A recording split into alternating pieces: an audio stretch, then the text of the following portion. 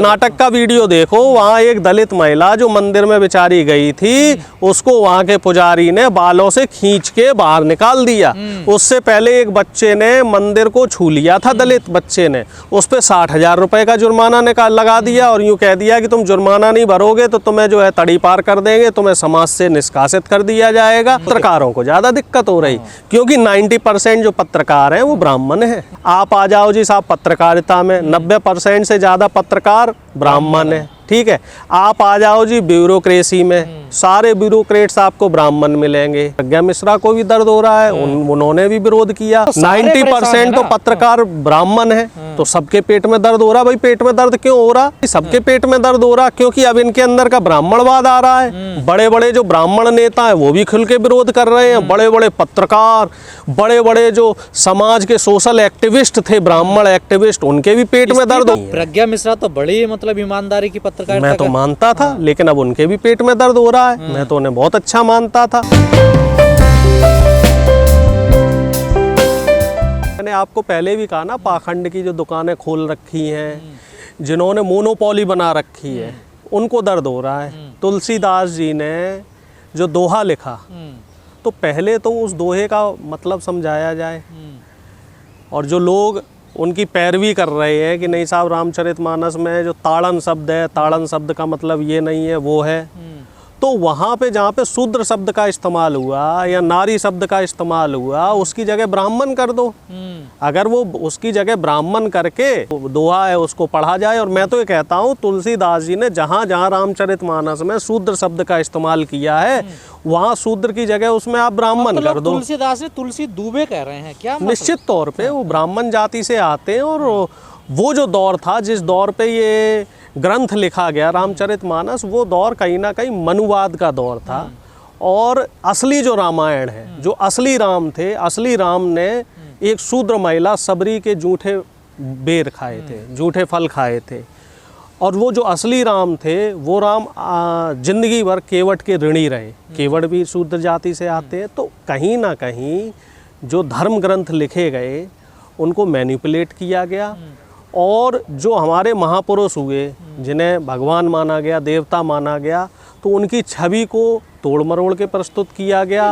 उनका महिमा मंडन गलत तरीके से किया गया। ग्रंथ इनका लिखने वाले ये आप लोग तो पढ़ ही रहे हैं ना उसको। बिल्कुल, अगर पढ़ के बता रहे हैं तो फिर भावना आहत कैसे हो रही है? तो ये तो वो लोग बताएं कि भाई उनकी भावना कैसे आहत हो गई। प्रोफेसर साहब ने तो बिल्कुल सही बात कही। और मैं भी कहता हूँ कि हमारे देश की जो सबसे बड़ी समस्या है वो धर्म नहीं है। सबसे बड़ी समस्या है धर्म पे जो एकाधिकार बना रखा है कुछ पंडों ने, कुछ कथाकथित धर्म गुरुओं ने। हमारे देश की असली समस्या वो पंडे और धर्म गुरु है। इन्होंने हमारे धर्म का अर्थ से अनर्थ बना दिया है। जो सनातनी हमारी मानस बांटती है, लोगों में नफरत करती है। रामचरितमानस के जो श्लोक हैं निश्चित तौर पे जनता को बांट रहे हैं, शूद्र में बांट रहे हैं। ये अलग तरीके से इसका कोई मतलब, कोई सेंस बनता है? आप बताओ भाई, ढोल गवार शूद्र पशु नारी सकल ताड़ना का अधिकारी, इसका कोई मतलब बनता है क्या? लगभग 2-4 हजार साल पहले तक की बात की जाए तो शूद्रों की परछाई से भी लोग अपवित्र हो जाते थे। कुछ जो लोग जो धर्म के ठेकेदार बने हैं, शूद्रों के उस पे कमर पे झाड़ू बांध के चलाया जाता था उनको। शूद्रों की महिलाओं को वक्ष ढकने का अधिकार नहीं हुआ था, उस पर भी टैक्स लगता था। और शूद्रों के बच्चों को पढ़ने का अधिकार नहीं था, कुर्सी पे बैठने का अधिकार नहीं था। वो तो भला हो साहब कि ब्रिटिशर्स हमारे यहाँ आए और हमें शिक्षा का अधिकार दिया, बराबरी का अधिकार दिया, वोट डालने का अधिकार दिया। नहीं तो हम कहाँ थे? हमारा तो कहीं गिनती ही नहीं थी ना। इससे कुछ दिनों पहले दिव्या कीर्ति हैं, जो वो एक IAS कोचिंग सेंटर चलाते हैं, उन्होंने भी कुछ कोट करके बता दिया था। कोई भी धर्म है, कोई भी धर्म कभी भी भेद नहीं करता है मनुष्य में। ये कुछ चंद लोग हैं जो इस तरह की बात को समाज में फैलाते हैं और समाज की जो लोगों की भावना है, भावना को दूषित करने का ये प्रयास करते हैं। इंसान में किस तरह का भेद है? ईश्वर ने सबको बनाया, आपको भी ईश्वर ने बनाया, मुझे भी ईश्वर ने बनाया, और जो मंदिर में पुजारी बैठा है उसे भी ईश्वर ने बनाया। अब ये तो जो हमारे समाज के लोग हैं, इन लोगों ने विभेद कर दिया ना कि साहब ये ब्राह्मण है, ये यादव है, ये दलित है। ग्रंथ तो उन्होंने लिखे हैं ना, ये सारे लिखे। हाँ, तो बस बात तो वही हो रही है कि जो ग्रंथ लिखे, क्या दोष है इसमें? जो ग्रंथ लिखे गए हैं उन ग्रंथों में ही तो गड़बड़ी है। मैं तो आपके चैनल के माध्यम से उन लोगों से सवाल कर रहा हूँ। आप अभी एक एक श्लोक बता रहे हैं तब इतना बवाल हो रहा, अगर पूरा आप लोगों ने इतिहास बता दिया फिर क्या होगा इसका? अब ये बताओ, जो कुमार विश्वास जी हैं, जिनकी मैं थोड़ी बहुत कभी कहता हूँ कि साहब ठीक है, सरकार के खिलाफ टाइट करके बोल देते हैं, और भी ऐसे तमाम जो पत्रकार भी हैं जिनको मैं मानता था कि हाँ ये लोग भी ठीक है, सरकार के खिलाफ आवाज़ उठाते, वो भी इस चीज़ की पैरवी कर रहे हैं, तो इसका मतलब कहीं ना कहीं वो भी पाखंड में शामिल है। तो कुमार विश्वास भी पाखंड में शामिल है, प्रज्ञा मिश्रा जैसे पत्रकार भी पाखंड में शामिल है। सुनने में आ रहा है प्रज्ञा मिश्रा को भी दर्द हो रहा है, उन्होंने भी विरोध किया।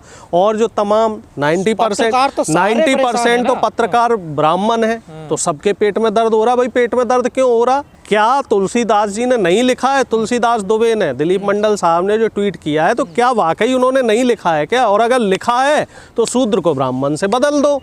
और अगर आप उनकी जो है इतना लिखा तो तुलसीदास नहीं है ना, और लिखा है तो उसमें ये पैरवी कर रहे हैं ना कि ताड़न का मतलब साहब पढ़ना होता है, ताड़न का मतलब साहब घूरना होता है, ताड़न का मतलब साहब परखना होता है, ताड़न का मतलब साहब जांचना होता है। तो शूद्र की जगह ब्राह्मण कर दो, क्या दिक्कत है? ग्रंथ बदल भी तो सकता है। जहाँ जहाँ शूद्र शब्द का इस्तेमाल हुआ है, अब साहब हम आम भाषा में ये आने लग जाए, भाई ढूल गवार ब्राह्मण पशु नारी ये सब ताड़न के अधिकारी। और नारी ही क्यों भाई? नारी और जो गवार और पशु, तो कुल मिला जुला के ये जो है ना कि ये कहीं ना कहीं मनुवाद से, जो तुलसीदास जी की रामचरितमानस थी, ये कहीं ना कहीं इसमें मनुवाद है, कहीं ना कहीं इसमें एक जातीय दंभ है, जातीय श्रेष्ठता है, और इसी वजह से इनको पेट में दर्द हो रहा है। पत्रकारों को बहुजन अपना आदर्श मानते थे, उन्हें भी इस पे दिक्कत हो रही है। सबको दिक्कत हो रही, सबके पेट में दर्द हो रहा, क्योंकि अब इनके अंदर का ब्राह्मणवाद आ रहा है। बड़े बड़े जो ब्राह्मण नेता हैं वो भी खुल के विरोध कर रहे हैं। बड़े बड़े पत्रकार,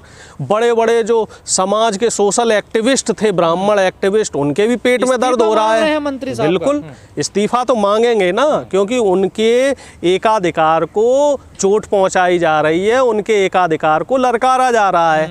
लेकिन हम प्रोफेसर साहब के समर्थन में हैं, और हम ये चाहते हैं कि ऐसे लोग जो, और दूसरी बात ये है कि कोई भी धर्म हो, अगर वो धर्म बांट रहा है तो कहीं ना कहीं उसमें कमी है। प्रज्ञा मिश्रा तो बड़ी मतलब ईमानदारी की पत्रकारिता मैं तो मानता था, लेकिन अब उनके भी पेट में दर्द हो रहा है। मैं तो उन्हें बहुत अच्छा मानता था, और उनका जो पूरी बात थी, पूरी कोटेशन तो, और पूरा जो उनका इंटरव्यू था वो तो टीवी चैनल ने चलाया नहीं। उन्होंने ये कहा कि एक टाइम पे मनु स्मृति आई, उसने समाज को बांटा, फिर तुलसीदास की रामचरितमानस आई, उसने समाज को बांटा, फिर उसके बाद गोलवलकर की बंच ऑफ थॉट्स आई, उसने भी समाज को बांटा। अब इसमें ये बताओ उन्होंने क्या गलत बात कही साहब?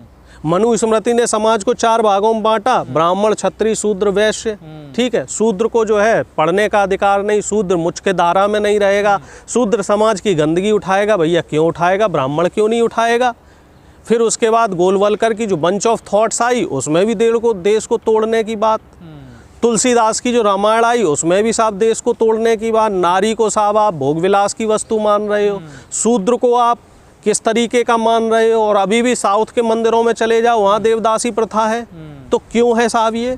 तो कहीं ना कहीं हमारे अंदर कमी है, और उस कमी को अगर कोई मंत्री या कोई राजनेता उजागर कर रहा है, तो इस सच्चाई को स्वीकारने में किसी को पेट में दर्द नहीं होना चाहिए। तो इनके ग्रंथों में लिखा हुआ कि शूद्र मंदिर में नहीं जाएगा ना। ये तो साहब मंदिर में क्या, अभी कर्नाटक का एक वीडियो नहीं देखा आपने? उत्तरकाशी का कल का कर्नाटक का वीडियो देखो, वहाँ एक दलित महिला जो मंदिर में बेचारी गई थी, उसको वहाँ के पुजारी ने बालों से खींच के बाहर निकाल दिया। उससे पहले एक बच्चे ने मंदिर को छू लिया था, दलित बच्चे ने, उस पर 60,000 रुपए का जुर्माना लगा दिया, और यूँ कह दिया कि तुम जुर्माना नहीं भरोगे तो तुम्हें जो है तड़ी पार कर देंगे, तुम्हें समाज से निष्कासित कर दिया जाएगा। तो इस तरह की समस्याएं तो अब भी हमारे समाज में है, और लोग ये कह रहे हैं कि साहब आरक्षण नहीं होना चाहिए, आरक्षण नहीं होना चाहिए। तो कहीं ना कहीं आरक्षण आया, और जो शूद्रों के बच्चे पढ़ लिख के आगे आने लगे, तो इससे समाज में थोड़ा थोड़ा बैलेंस बनना तो शुरू हो गया। मतलब नेताओं को या जो हिंदू धर्म के रक्षक ठेकेदार मानते हैं उनको नहीं, जितनी पत्रकारों को ज़्यादा दिक्कत हो रही, क्योंकि 90% जो पत्रकार हैं वो ब्राह्मण हैं, और यही लोग हैं जो पैरवी करते हैं, इसीलिए इनके पेट में दर्द हो रहा है। सबको आदर्श मानते हैं अपना। देख लो, बहुजन समझ ले। मैं तो एक चीज ये मानता हूँ कि ब्राह्मण का कार्य, मुझसे जो है एक जगह चर्चा चल रही थी, तो वहाँ क्या है, ब्राह्मण का कार्य होता था भिक्षा मांगना। तो ब्राह्मण जब तक भिक्षा मांग रहा है तब तक ठीक है, और ब्राह्मण का काम है संस्कृत पढ़ना, और ब्राह्मण अपना संस्कृत में पठन पाठन करे। इंग्लिश भाषा ये विदेशी भाषा है, हिंदी भाषा भी जो है हमारी मूल भाषा नहीं है, सिर्फ संस्कृत में पठन पाठन करे और भिक्षा मांगे। सिर्फ भिक्षा से ही उसका भरण पोषण होना चाहिए, तब तो समाज सही तरीके से चलेगा। लेकिन ब्राह्मण क्या है, इंग्लिश पढ़ रहा है, ब्राह्मण मांस खा रहा है, गौ मांस खा रहा है, ब्राह्मण IAS बना हुआ है, ब्राह्मण IPS बना हुआ है, ब्राह्मण मंत्री बना हुआ है, ब्राह्मण पत्रकार बना हुआ है। इसीलिए तो दिक्कत आ रही है, क्योंकि जो इनका धर्म था मनुस्मृति के हिसाब से, उस धर्म से ये डिग गए। आप और कोट कर रहे हैं ना, मनुस्मृति में लिखा हुआ है। बिल्कुल, मनुस्मृति में लिखा है कि ब्राह्मण कर दो, केस कर दो। ब्राह्मण जो है वो उसको भिक्षा मांगनी है और संस्कृत में पठन पाठन करना है, और उसका जो जीवन है वो भिक्षावृत्ति से ही चलना है। ये मनुस्मृति का कोटेशन है, मेरा कुछ नहीं है इसमें। बिहार में जातीय जनगणना शुरू हो गई है, और उसमें भी तो लोगों को पेट में दर्द हो रहा। एक सवर्ण जाति के वकील ने वहाँ रिट डाल दी है कोर्ट में, और बीजेपी को दिक्कत हो रही है कि साहब जातिगत जनगणना हो रही है, संविधान का उल्लंघन है। अब आप मुझे बताओ, 10% EWS आरक्षण दे दिया जाता है, उसमें संविधान का उल्लंघन नहीं होता है, जबकि संविधान में 50% का दायरा था कि 50% से ज़्यादा आरक्षण नहीं दिया जा सकता। 50% सीटें ओपन रहेंगी, 50% सीटें आरक्षित रहेंगी। जब 10% EWS आरक्षण दिया जा सकता है, संविधान में संशोधन किया जा सकता है, तो जातिगत जनगणना क्यों नहीं की जा सकती? हमें ये पता है हाथी, घोड़े, गधे, ऊंट, शेर, चीता कितने हैं, उनकी संख्या हमें पता है, लेकिन हमें ये नहीं पता है कि यादव कितने हैं, जाटव कितने हैं, मुस्लिम कितने हैं, कोरी कितने हैं, शाक्य कितने हैं, ब्राह्मण कितने हैं। क्योंकि यहाँ मामला क्या है, अगर ये आंकड़े बाहर आ गए तब पता लगेगा कि साहब जनसंख्या में तो हम 3% है, और हम यहाँ देश के 70% साधन संसाधनों पे काबिज हैं, तब दिक्कत होगी ना। तो इसी वजह से, और ये जो दिक्कत है ये उन्हीं लोगों को हो रही है। पेट में दर्द जो है ना, ये उन्हीं लोगों को पेट में दर्द हो रहा है जिनको तुलसीदास दुबे जी के रामचरितमानस का जो प्रोफेसर साहब ने विरोध किया है, उससे दर्द हो रहा है। ये चंद लोग हैं। मीडिया को बड़ी दिक्कत है, पूछ रहे हैं कौन जातवा। नीतीश कुमार की हेडिंग चला रहे हैं, नीतीश कुमार पूछ रहे हैं बिहार में कौन जातवा। देखिए इसमें दिक्कत क्या है, जाति तो हमारे समाज से नहीं जा सकती। हमारे समाज में जो जाति व्यवस्था है वो पंडित जी ने ही बना रखी है। मैं जब छोटा था, स्कूल में गया, तो जो हमारे शिक्षक थे वो पंडित जी थे। वो हमसे ही पूछ रहे, भैया तुम्हारा नाम क्या? हमने कहा जी अरुणेश। बोले पीछे क्या लगाते हो? मैंने कहा जी कुमार। बोले और पीछे क्या लगाते हो? मैंने कहा सर समझा नहीं। बोले कौन जात हो? तो जब जाति ब्राह्मण पूछ रहा है, जाति ब्राह्मण शिक्षक पूछ रहा है, जाति ब्राह्मण पुजारी पूछ रहा है, तो सीधा सा संदेश है कि हमारे देश से जाति नहीं जा सकती। और जब जाति व्यवस्था हमारे देश से नहीं जा सकती तो जातिगत जनगणना कराने में क्या दिक्कत है? ये पूछते हैं, पर जातीय जनगणना से दिक्कत है इन लोगों को। दिक्कत इसलिए है क्योंकि जो इनकी मोनोपोली बनी हुई है, जो इनका एकाधिकार बना हुआ है। देखो आप साहब देख लो सुप्रीम कोर्ट में किसी भी ब्राह्मण जज के यहाँ लड़का पैदा होता है तो साहब क्या कहते हैं कि साहब जज पैदा हुआ है। ठीक है, आप आ जाओ जी साहब पत्रकारिता में 90% से ज़्यादा पत्रकार ब्राह्मण है। ठीक है, आप आ जाओ जी ब्यूरोक्रेसी में, सारे ब्यूरोक्रेट्स आपको ब्राह्मण मिलेंगे। ठीक है, और जितने भी सरकारी पदों में आप आ जाओ 80% से ज़्यादा आपको ब्राह्मण मिलेंगे, और 1.5 करोड़ से ज़्यादा तो सरकारी पद अभी खाली हैं, जिसमें तमाम विपक्ष के नेताओं ने, कांग्रेस के अध्यक्ष मल्लिकार्जुन खड़गे साहब तक ने कहा था कि OBC SC ST के जो पद 7 साल से 8 साल से 10 साल से खाली चल रहे हैं, तो इन पदों को कब भरेगी सरकार, इस पे कब विचार करेगी सरकार। तो ये जो सरकार है, ख़ास तौर से जो RSS द्वारा संचालित सरकार है, ये जातिवाद को बढ़ावा दे रही है, और इनका जो हिंदुत्व है, हिंदुत्व सिर्फ दिखावा है।